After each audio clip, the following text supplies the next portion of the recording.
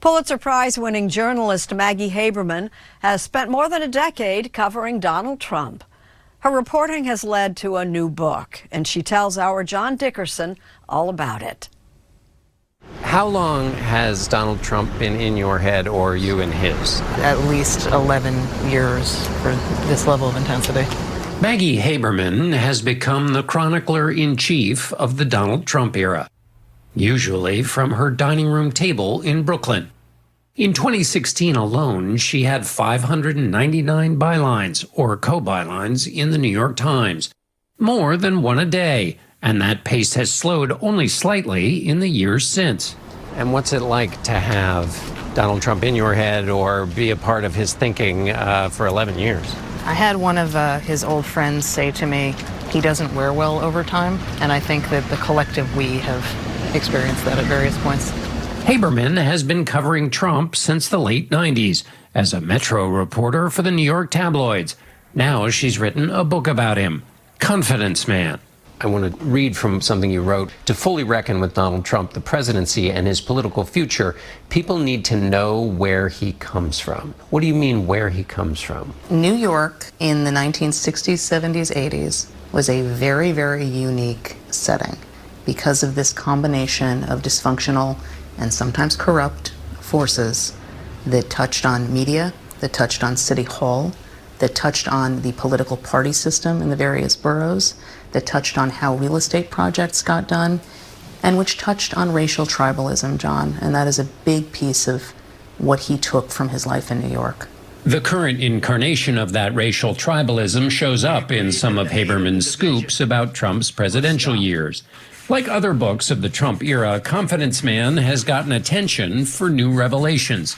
Trump considered firing his son-in-law, engaged in casual transphobia.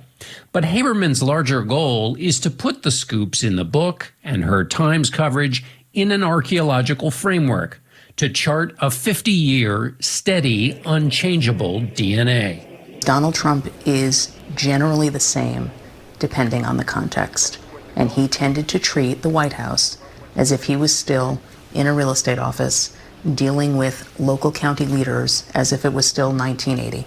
What are the elements in the Donald Trump playbook that he's had his whole life? So he has a handful of moves that he has used forever, and people tend to impute a ton of strategy to what he's doing, but really there are these moves, and it's the quick lie. We've completed the wall. It's the backbiting with one aide versus another. It's not looking good, right? Not looking too good. It is the assigning blame to someone else. When you say me, I didn't do it. We have a group of people. All of this, again, is about creating a sense of drama, a sense of chaos, and often, John, about keeping the responsibility off him. But you stand by that claim about him? I don't stand by anything.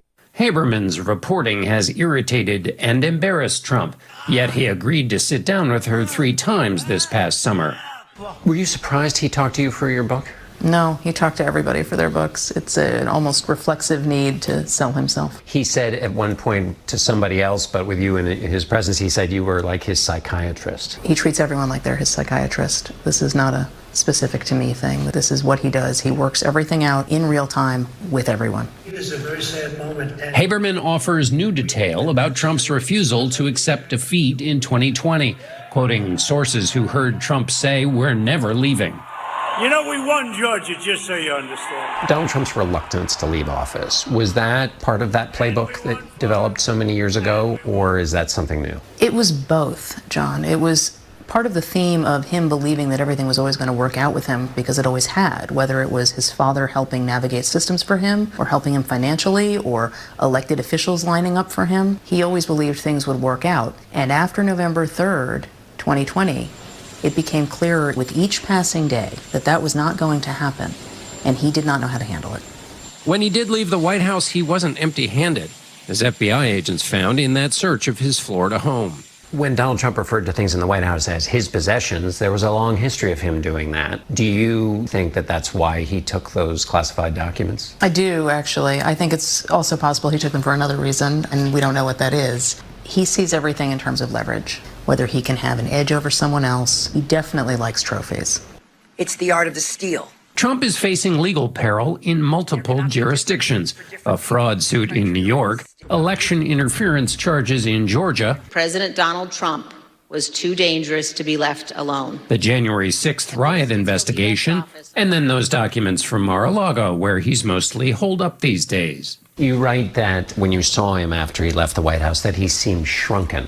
In one of the interviews, he had very visibly lost weight, and so that was certainly physically shrunken, but he just seemed diminished. And one of the things that I discovered as I was talking to people through the course of the last year is that he became this almost Charles Foster Kane-like figure who was sort of roaming around his club and existing in his own world and having to be reminded of when holidays were. Someone totally out of the rhythms of normal daily life. What's your view of whether he'll run again? With the caveat that I don't know and that I could be proven wrong, I think he's backed himself into a corner where he has to run. I think that he needs the protections that running for president he thinks would afford him in combating investigations that he calls a witch hunt. The baseless, abusive, and depraved lawsuit against me. And it is the way that he fundraises and makes money. So much of his identity now is about being a politician. So I expect that he will run. That doesn't mean that even if he declares a candidacy that he will stay in the whole time.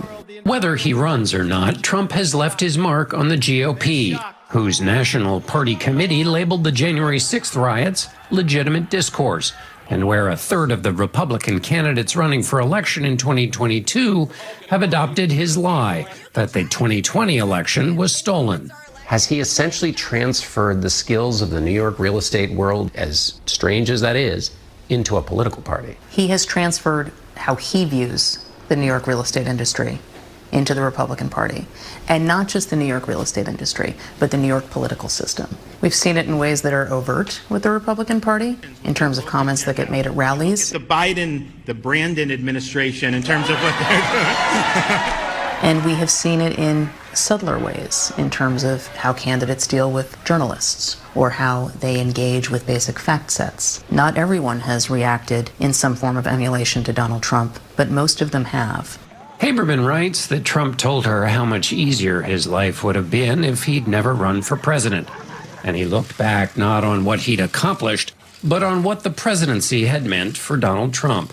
When Donald Trump asked himself in your president if I had to do it all over again, what did he say? What he said was the answer is yes, because the way he looks at it is he has so many rich friends and nobody knows who they are.